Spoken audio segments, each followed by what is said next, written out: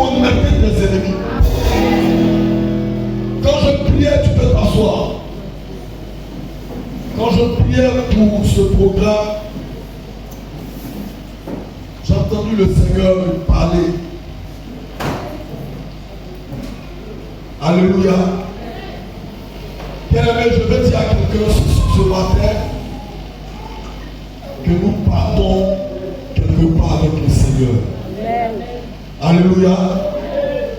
Parce que regardez ce qui se passe aujourd'hui.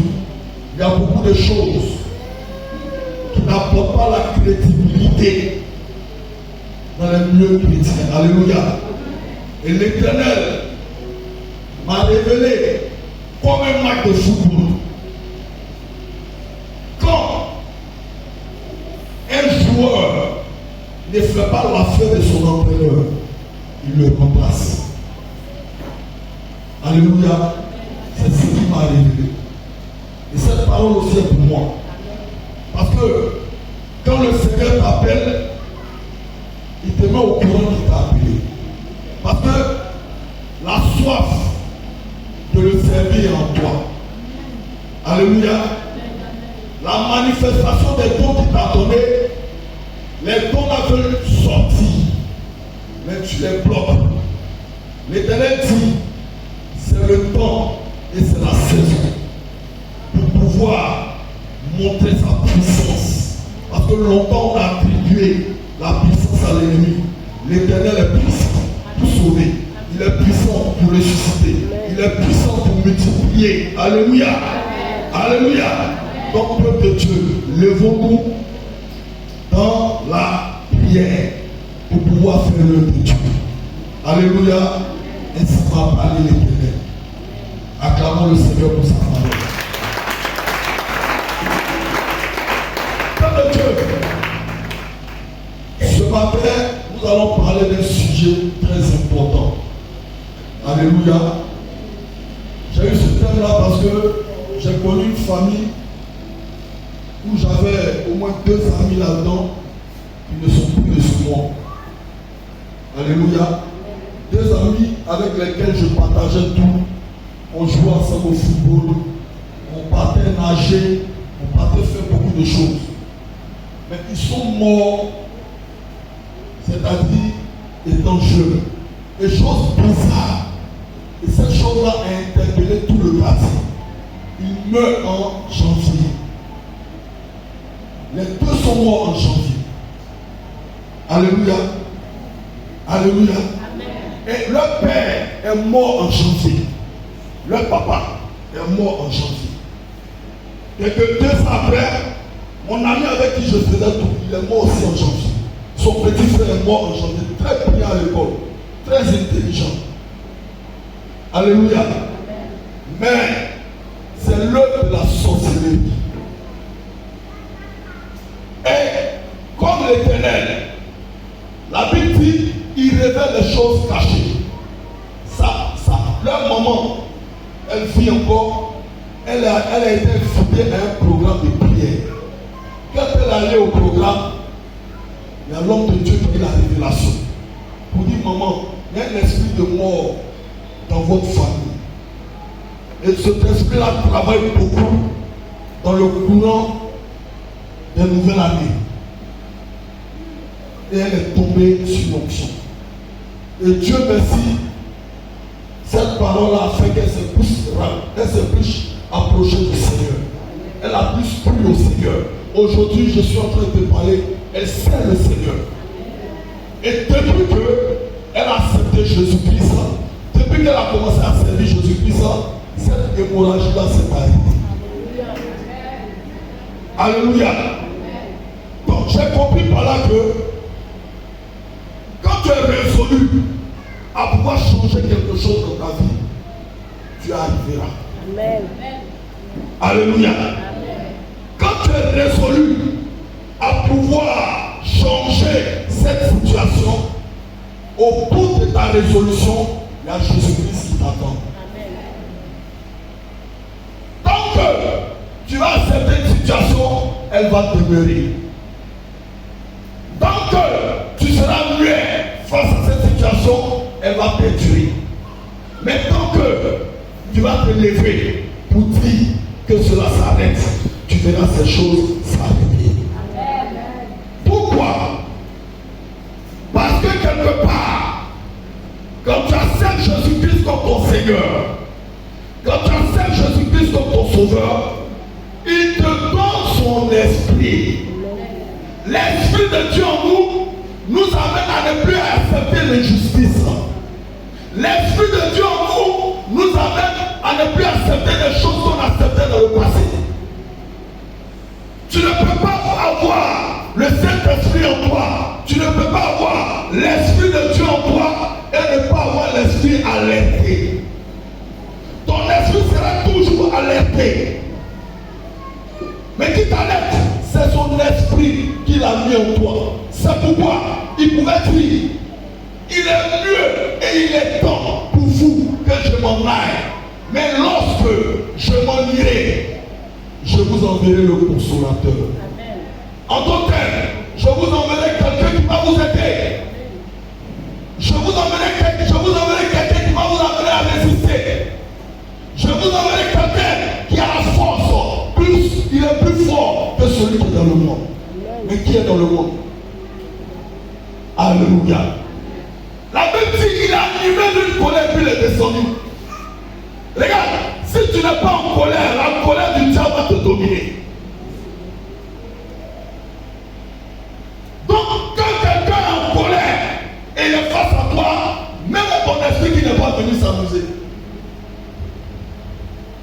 Je n'ai pas vu quelqu'un, ils ont manifesté la colère devant lui et puis il a pu pour s'amuser.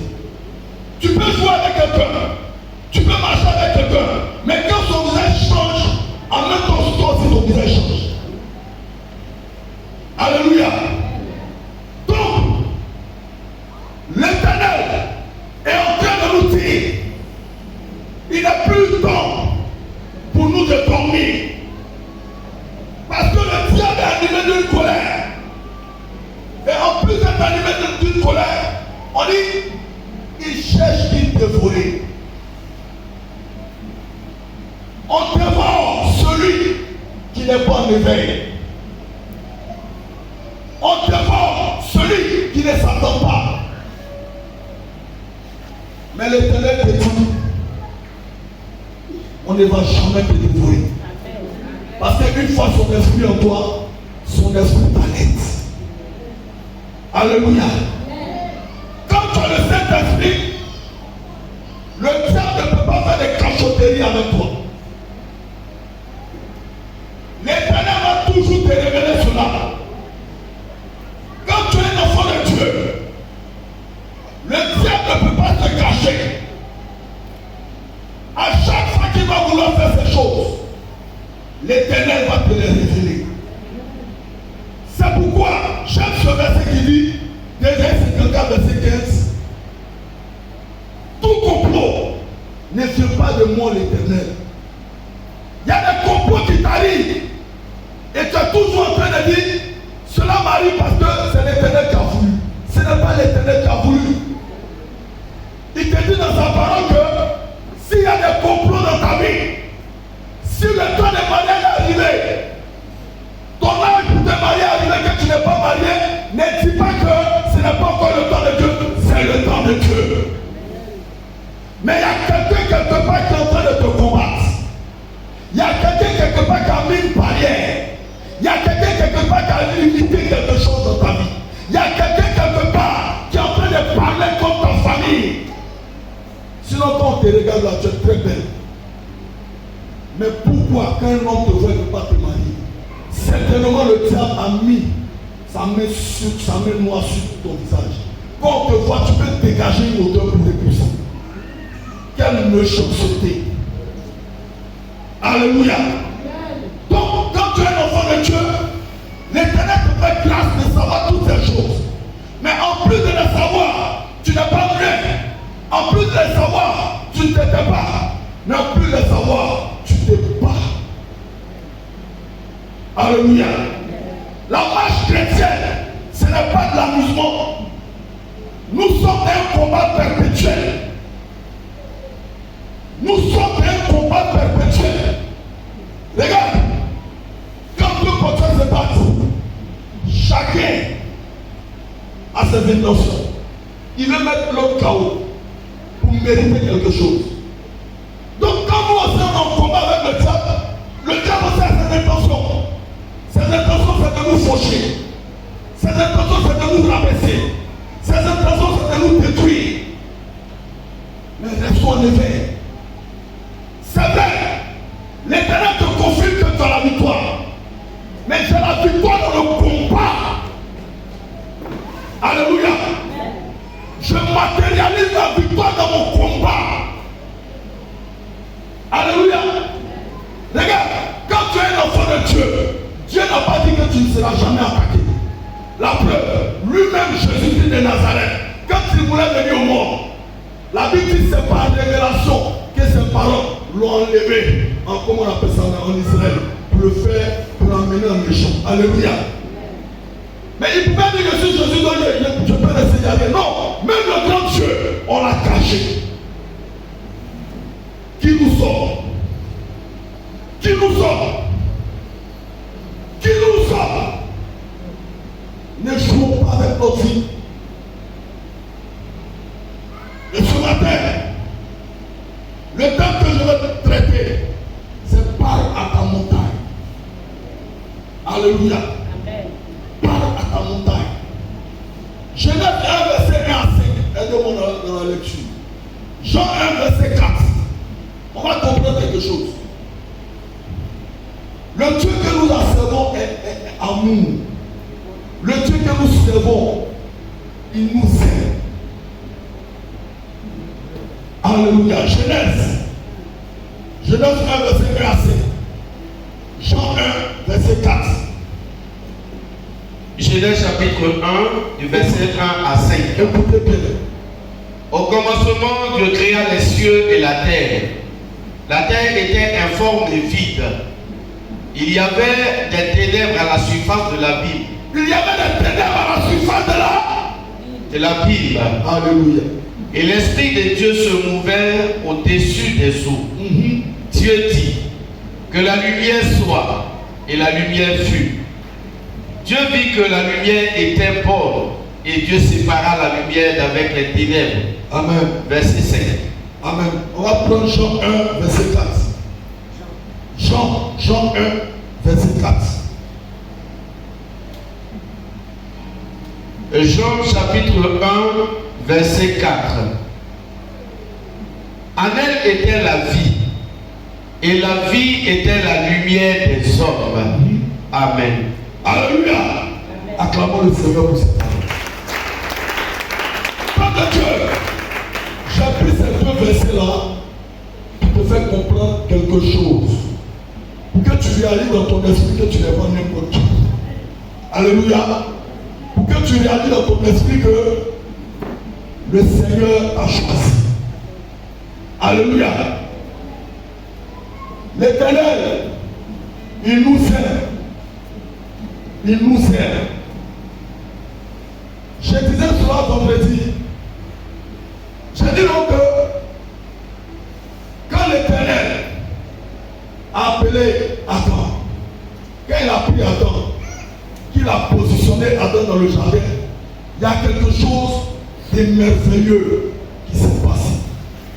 La chose merveilleuse qui s'est passée, c'est que Dieu a donné la responsabilité à l'homme. Il y a des responsabilités que Dieu nous a confiées. Dieu nous rend responsables sur la terre. Alléluia. Il dit à Adam, nomme les animaux. Non. Regarde, Adam a eu ce privilège-là de nommer les animaux. En d'autres termes, j'ai compris par cet enseignement que Dieu est en train de révéler à Adam qu'en lui, il y a un pouvoir. Alléluia. Dieu était en train de révéler à Adam que lui, Adam, il peut opérer de la même dimension que Dieu. Alléluia. Alléluia. Donc, aujourd'hui, je vais te dire quelque chose. De la même manière que Adam opérait, cette même manière même manière. Si tu réalises dans ton esprit, si ton esprit épouse cette mentalité, bien aimé, tu vas réaliser le surnaturel sur la terre. Parce que c'est la volonté de ton Père. Alléluia. Dieu n'est pas jaloux. Au contraire, Dieu nous pousse comme un cochon pour pouvoir réaliser ce que lui, Dieu, a fait. Pour que nous, enfants de Dieu que nous sommes sur la terre, nous puissions réaliser ce que lui, Jésus-Christ, il a fait sur la terre. La preuve, il a dit à ses disciples, vous ferez mieux que moi. Dis à quelqu'un, dis à quelqu'un, mais qu'est-ce que Jésus a fait? Jésus dit, il a ressuscité les morts. Les disciples mieux faire. Ça veut dire quoi? Ça veut dire, au même titre que lui, Jésus-Christ, il a apporté la résurrection dans la vie de quelqu'un. Alléluia. Toi aussi, tu peux aussi apporter la résurrection dans la vie de quelqu'un. Pourquoi? Parce que tu as l'Esprit de Dieu en toi. Le même esprit qui animait Jésus est en toi. Donc du coup, tu peux faire ce que Jésus-Christ a fait. Pas de ta propre volonté, pas de ta propre force, mais de par son esprit qui l'a mis en toi.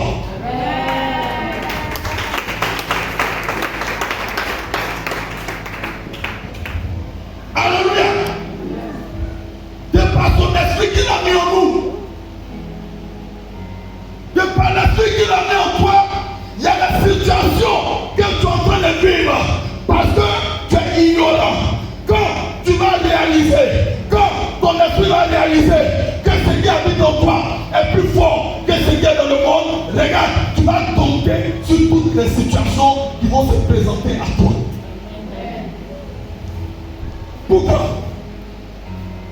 Parce que tu opères avec l'Esprit de Dieu.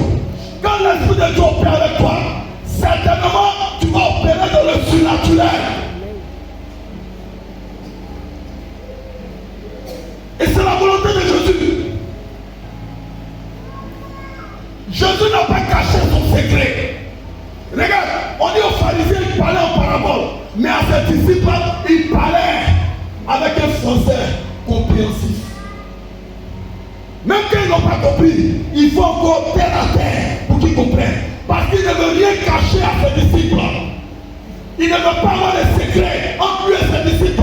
Il peut avoir un secret entre lui et les pharisiens, mais pas entre lui et les disciples. Parce que les disciples sont ces personnes-là qu'il allait envoyer lorsqu'il allait monter sur la terre. Ils vont opérer dans la dimension du surnaturel.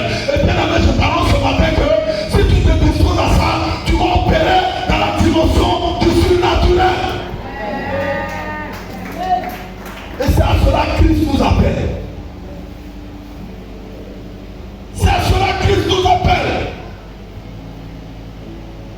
Alléluia. Bien aimé, c'est une volonté. C'est une volonté que tu exprimes. Il ne te cache pas cette volonté. Tu ne la mets pas en pratique parce que tu as un problème. Ton problème, c'est que tu ne crois pas. Tu ne mets pas cela en pratique parce que tu as un problème. Ton problème, tu te dis que Dieu va faire. Dieu ne peut rien faire. Nous sommes dans la dimension où Dieu nous ouvre. Dieu veut que nous soyons des associés. Un associé dans une société, c'est celui qui apporte une part et l'autre apporte une autre part. Donc, avec l'Éternel, tu n'as pas à jouer. Tu n'as pas à jouer. Mais pourquoi tu dors encore? Pourquoi tu es assis? Lève-toi, parce que l'Esprit de Dieu en toi. Tant que tu seras assis, l'Esprit de Dieu sera assis. Mais tant que tu te lèveras, bien aimé, tu vas faire des choses extra-gigantesques, méga ordinaires.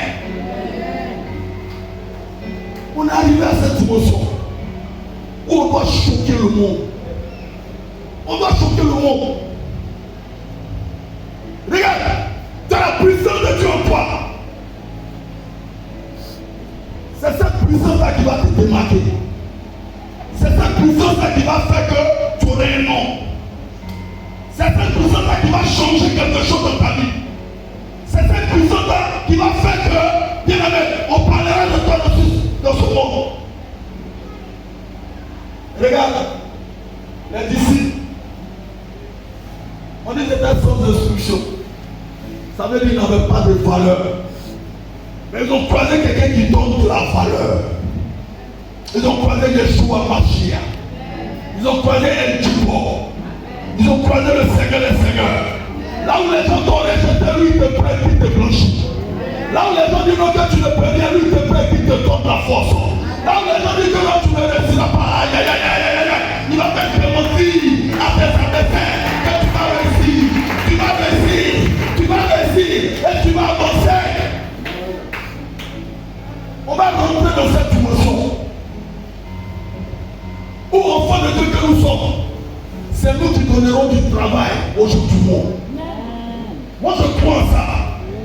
Je crois en ça parce que je sais que Dieu va m'envoyer une dimension de surnaturel. Pourquoi? J'ai son esprit en lui et en moi. J'ai l'esprit en lui et en moi. Et cet esprit me donne la puissance. Cet esprit me donne de la force. Regarde, tu es capable de changer ta vie une fraction de seconde. Alléluia. Il y a un riche. On dit qu'il était dans un avion. Et il y avait un homme de Dieu qui partait un programme.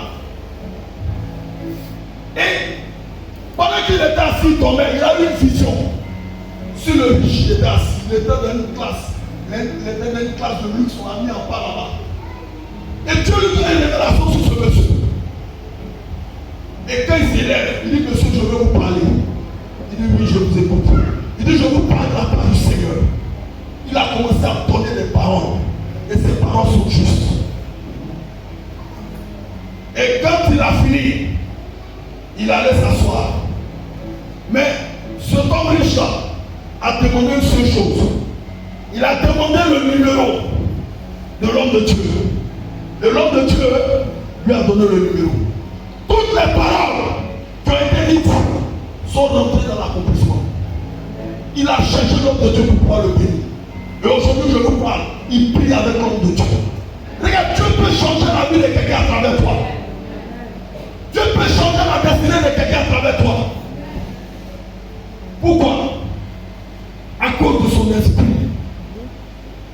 Quand l'esprit vient, il a une seule mission. Lui, la mission d'entraide. Il vient t'aider. C'est pas moi qui le dis, c'est la Bible qui le dit.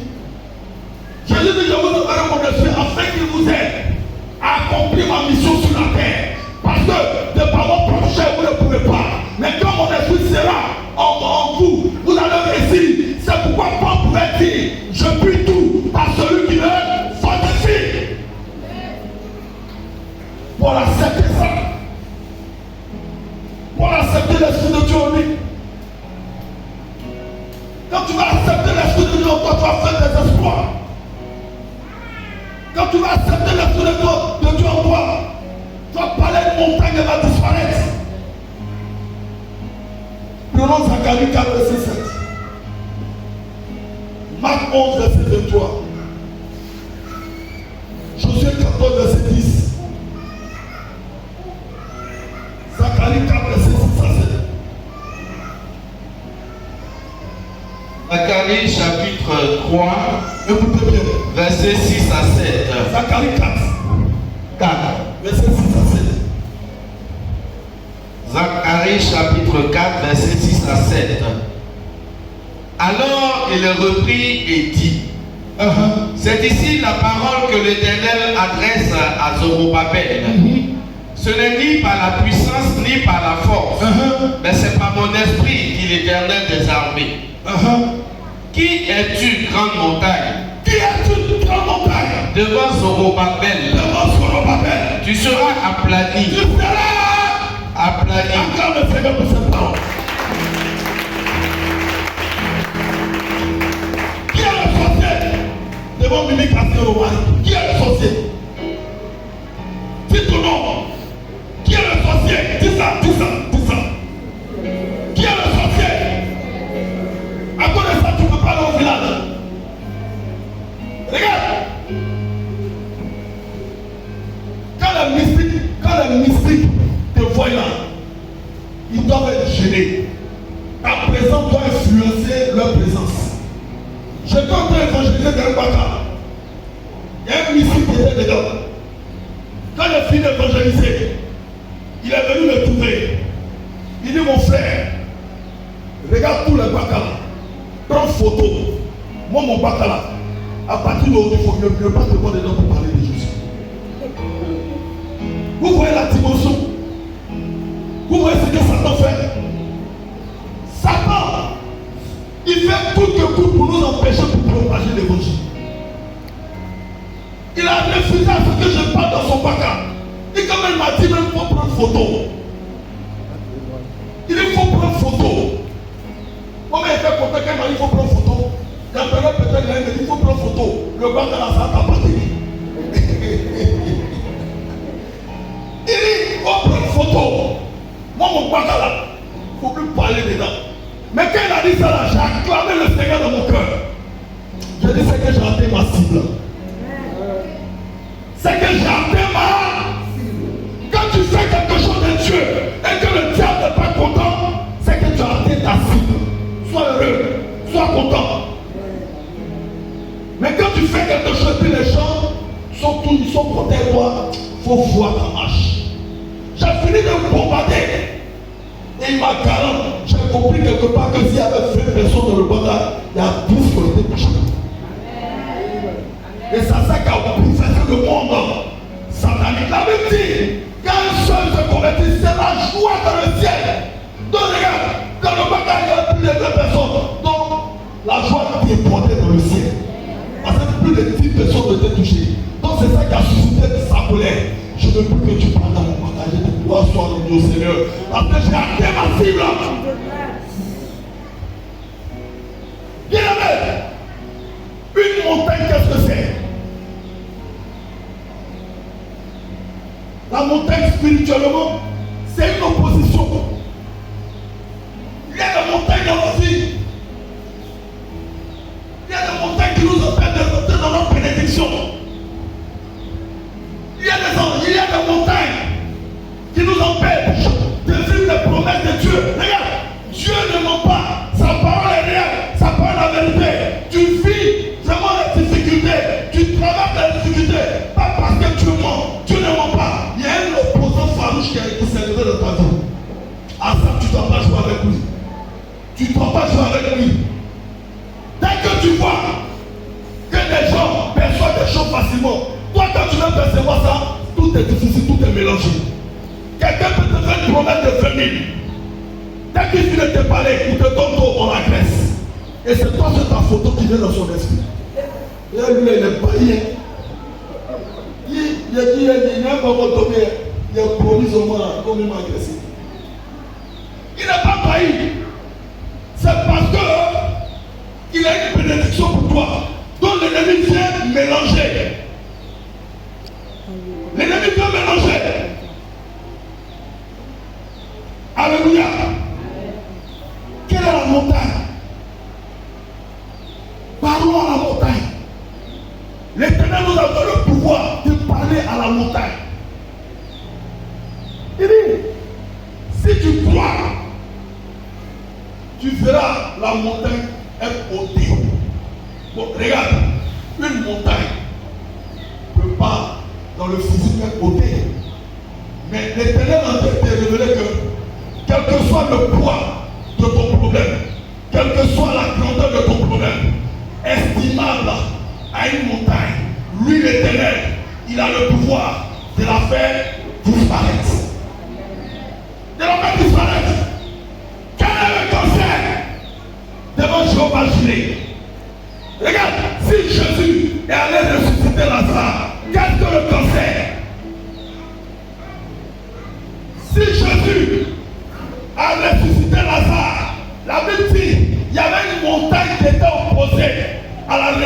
de Lazare, c'était sa soeur. De par son parler, de par son faire, elle dit à Jésus, il sent déjà. Ça veut dire Jésus, si tu le ressuscites avant, je ne veux pas de lui parce que son odeur va me pousser. Mais le langage des humains n'est pas le langage de Jésus. Pendant qu'elle dit ça déjà, Jésus, il a la réponse à la résurrection. Ils n'ont même pas le même langage. Ça ne se ressent même pas. Alléluia. Il est ôté la pierre. Elle dit ça déjà. Bon, de vous à moi, on pose la question. Est-ce qu'il y a un lien? Il dit, ôté la pierre. Elle a dit, il sent déjà. Mais c'est du coq à l'âne. C'est du coq à l'âne. Ce matin, je suis venu te dire, aucune opposition n'apportera de l'échec dans ta vie. Aucune opposition n'apportera de l'échec dans ta vie. Là où les gens vont s'opposer, regarde, ton Dieu va s'élever et il va les confondre. Là où les gens vont s'élever, ton Dieu va s'élever et il va les confondre. La confusion sera de l'être. La confusion sera de l'être. Quand tu es un enfant de Dieu, fais attention à ta parole. Moi, le Seigneur m'a fait cette grâce, cette révélation. Depuis que je suis ça, je mesure mes paroles avant de que ça sorte. Je ne parle pas. Un homme de Dieu, quand tu vas aller, il ne faut pas parler trop. Il faut parler dans le spirituel. Il faut prier en langue. Riba takala pekatalapa. Ça, la sensation dans la prière. Quand tu es un homme de Dieu, il faut manger moins. Il faut manger moins. Parce que regarde ça, il te fait manger tout. Regarde quelqu'un qui mange dans la nuit. Quand tu es trop dans sa tête, tu me donnes. Non, quand tu es trop dans sa tête, c'est là que tu dors profondément. Et quand tu te réveilles, tu as des coups battus. Quelle est la montagne de ta vie là, comment on appelle la gourmandise? Pas dans la montagne sur ta vie. L'Éternel te donne le pouvoir de parler à la montagne. Alléluia. Quand quelque chose n'est pas bien dans ta vie, quand quelque chose ne te plaît pas, l'Éternel dit, parle à la montagne. Si longtemps tu n'es pas encore marié, il y a une montagne qui s'est élevée dans ta famille. Parle. Regardez, la parole d'un enfant de Dieu. Je vais vous faire cette révélation. La parole d'un enfant de Dieu a une puissance. La Bible dit quoi? L'Éternel dit, je mets au-devant de toi. Aidez-moi. Je mets au-devant de toi là la mort. Je mets au-devant de toi là. Et le même Dieu fait quoi? Il nous aide dans le choix. Il dit choisis la vie. Et tu départ. Cette méditation, je compris par là que toutes les paroles que nous prononçons est effet. Il faut savoir manipuler ta parole. Parce que il y a des agents derrière toute parole. Il y a des anges de l'exaucement. Alléluia. Il y a des anges de l'exaucement. On a vu ça avec Daniel. C'est l'ange Gabriel que, comme on appelle ça même, l'autre ange l'a bloqué. L'ange de Perse. Maintenant Dieu dit, mais regarde, Daniel a prié il y a longtemps, le premier jour je l'ai exaucé. Et il continue de prier pourquoi? Michael, il faut aller voir là-bas. Dis avec moi, Michael, on peut rien contre lui. Michael, c'est le chef. Quand Michael est descendu là, il n'a pas négocié. Il allait prendre la grâce de Daniel et il a mis à Daniel. Alléluia. Donc, il y a des anges qui apportent l'exaucement à nos paroles. Quand tu dis comme ça, que moi dans ma famille, on ne va pas réussir, tu ne réussiras pas. Parce que tu as donné l'autorisation à un ange d'accomplissement d'accomplir l'échec de ta vie. Quand tu dis, dans ma famille on est prospère, tu envoies l'ange de la prospérité à rentrer en action et faire révéler cette prospérité toute ta vie. Quand tu dis dans ma famille on a le diabète, bien aimé, l'ange qui apporte la maladie va sécuriser le diabète de ta famille. Dis à quelqu'un, à mon niveau, le diabète s'arrête. À mon niveau, les maladies de sang s'arrêtent. À mon niveau, le s'arrête. À mon niveau, le cancer s'arrête. Pourquoi? Parce que j'ai Jésus-Christ en moi. Si Jésus-Christ ne tombe pas malade, ce n'est pas mon médecin qui tomberait malade. Si Jésus-Christ ne manifeste pas la pauvreté, ce n'est pas mon médecin qui manifesterait la pauvreté. Si Jésus-Christ s'est marié à l'église, ce n'est pas mon médecin qui ne veut pas me marier.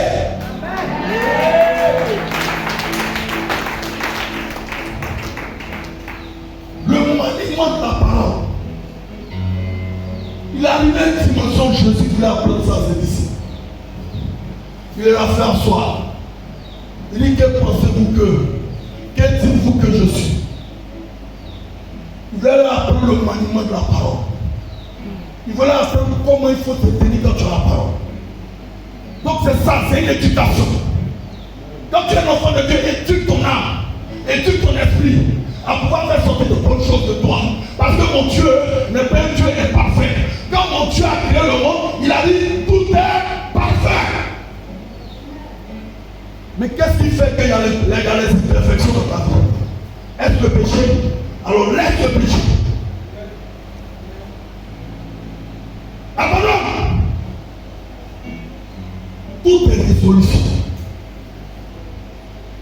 Tant que tu n'as pas nommé la montagne de ta vie, tu prendras tout dans la médiocrité. Jérémie 29, verset 11. Vendredi, je parlais de ça. Regarde, quand Dieu t'a créé là, il a fait quelque chose d'extraordinaire dans ta vie. Il dit, je connais le projet que j'ai formé sur toi. Regarde, quand tu regardes quel projet ne vient pas de Dieu, Dieu dit, il t'a donné le pouvoir d'annuler. Je combien un jour je me suis levé. En rêve, ils m'ont piqué au niveau du bas-ventre. Dans la sorcellerie. Je dors, je me réveille à 3 heures. Par une forte douleur. Je pensais que c'était dans mon songe. Quand je me lève, je sens une forte douleur au niveau de mon abdomen. Mais j'avais médité avant de dormir. La parole de la méditation, c'est ça que j'ai appliqué. La Bible dit, n'appelez pas conjuration ce que le monde appelle conjuration. C'est ta parole contre la parole de Dieu. Seule ta parole peut faire ôter cette montagne.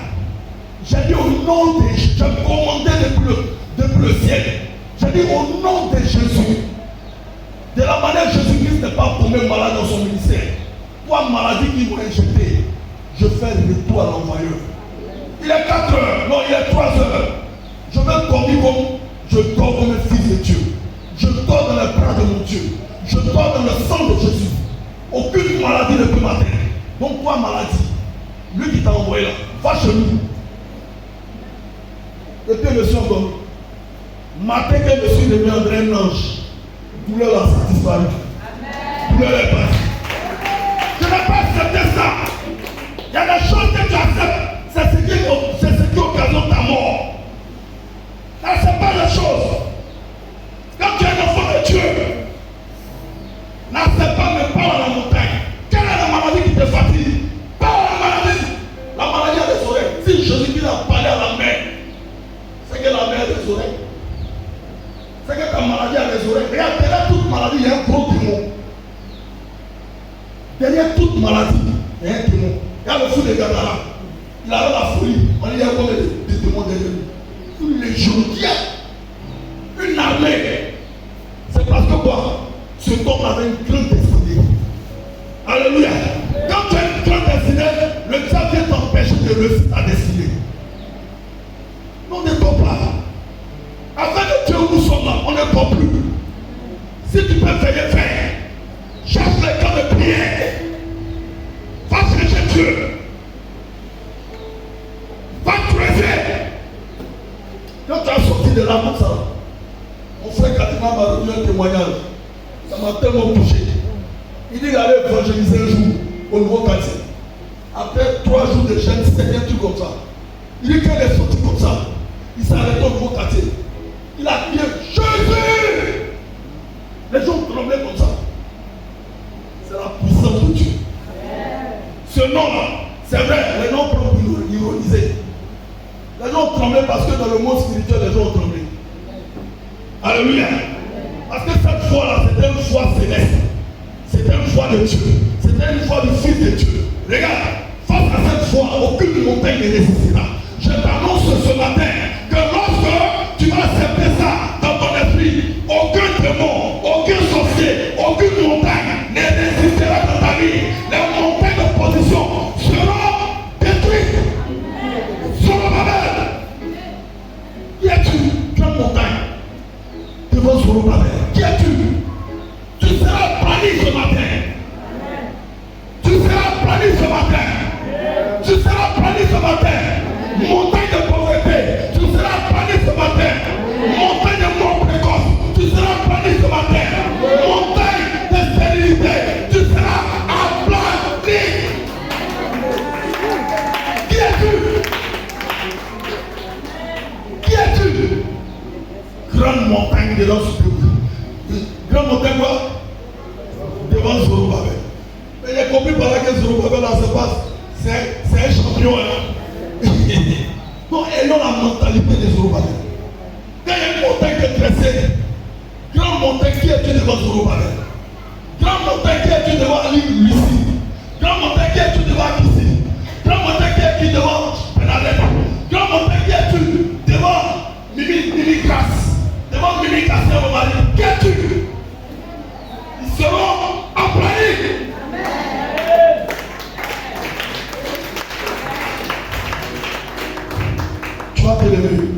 On va donner le Seigneur. Dis grande montagne qui es-tu? Grande montagne qui es-tu? Grande montagne qui es-tu? Grande montagne qui es-tu? Grande montagne qui es-tu? Devant Mimi Cassé au Malika. Grande montagne qui es-tu? Grande montagne qui es-tu? Devant la famille Mimi. Dis le nom de ta famille. Grande montagne qui es-tu? Devant la famille Yokoso. Tu seras banni. Tu seras banni. Tu seras banni. Tu seras banni. Qui es-tu? Qui es-tu? Tu seras banni. Quand tu parles même, tu es banni ce matin. Applaudis-les. Applaudis-les.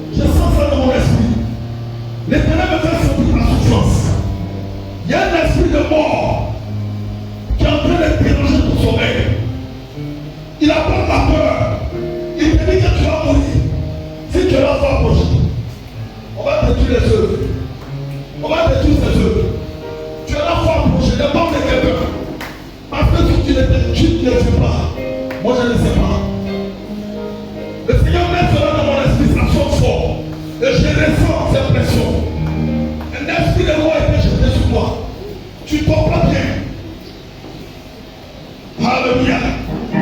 On va encore prier. Tu vas prier. Tu vas dire Éternel, Éternel.